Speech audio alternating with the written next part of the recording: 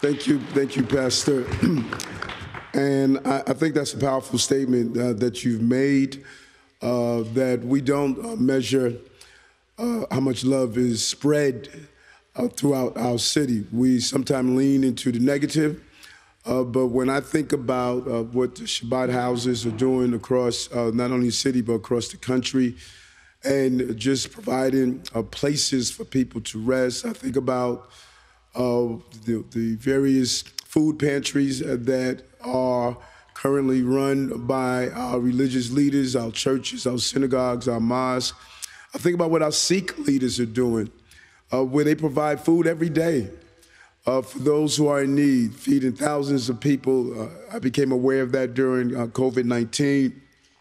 And I think about Muslims giving back and how they join me on Wednesdays giving out food, and throughout the week feeding people who have fallen on hard times. There's so many symbols and substantive things that people of faith are doing. They have become the social and moral conscience of our city and our entire country. And it is highlighted when we have those cases of hate. But I think we do need to lean into the displays of love, individuals giving out socks and coats and clothing, feeding individuals, people who are volunteering their time, helping us with the migrants and asylum seekers. There are just so many ways we are displaying how great we are as a city. And today is another symbol of that. Last night marked the first night of Hanukkah.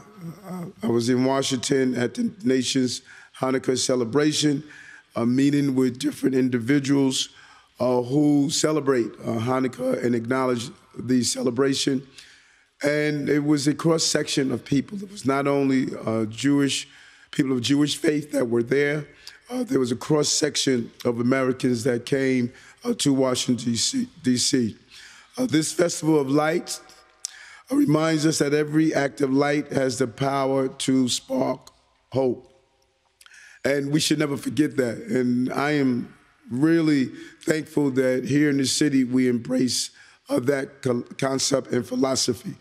And that's why it warms my heart that I have, even two of our electors here, Borough President Reynoso, who represents the largest borough in the city of New York, and Assemblywoman Jennifer Rajkumar, who you find crisscrossing the city, bringing together various groups, not allowing the boundary of just her assembly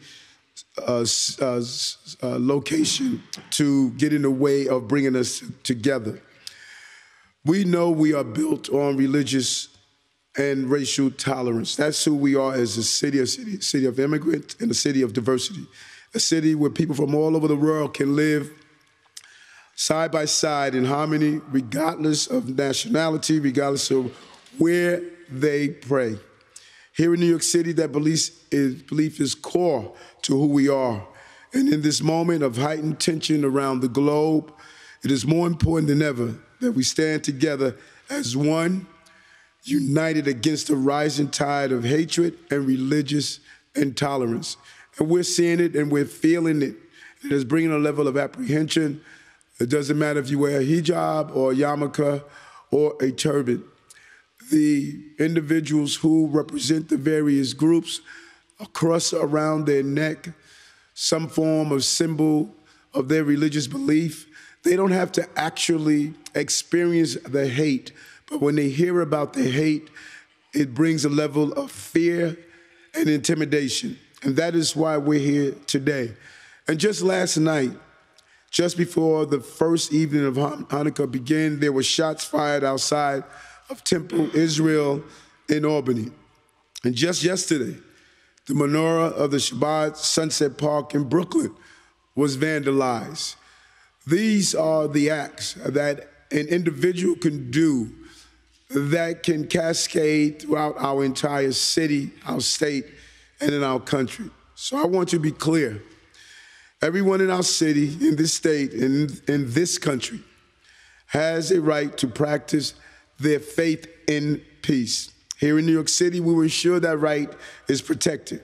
Since the terrorist attack in Israel on October 7th, The NYPD has been on heightened alert, and as we celebrate Hanukkah, we're going to continue.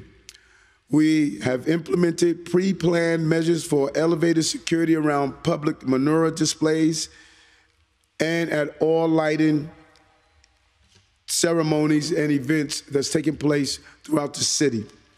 Because we have seen a rise in hate across the nation, and sadly, even in the city, we have seen Nazi symbols and anti-Semitic graffiti on synagogues.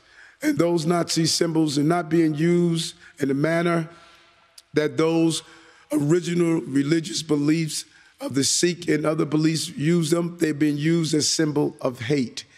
The swastikas are being displaced with the original use to be displayed as hatred tools coming out of Nazi Germany. We have seen vendors and subway riders be racially harassed for being Muslim.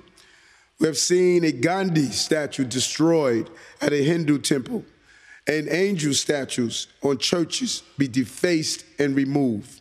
And the numbers don't lie. We have a 250% rise in ethnically motivated hate crimes in New York City over the past 2 months. A 150% rise in anti-Semitic hate crimes, and a dramatic rise in hate targeting Muslims. And we're seeing even some of our Sikh brothers and sisters going through some form of harassment. Those who spread hate, they have one mission and one goal. They want to divide us. They want us to cancel religious holiday gatherings. We have already seen menorah lightings be canceled in Virginia, and we have incidents here in the city where some venues were against holding various religious celebration and other form of displays of our faith. That cannot happen here. New York City will not be put in a place where fear and hate dictate how we live. I have been clear for weeks. While New Yorkers have every right to express their sorrow about the incidents that's playing out on the stage of the international arena and events around the world through peaceful protests, that absolutely does not give anyone the right to harass others or to spread hate. It does not give anyone the right to deface, target, or harass religious institutions and businesses. And I want to continue to be extremely clear that those who commit these evil acts will be brought to justice. As mayor, I take these crimes incredibly seriously. No New Yorker should ever feel targeted because of who they are or what they believe.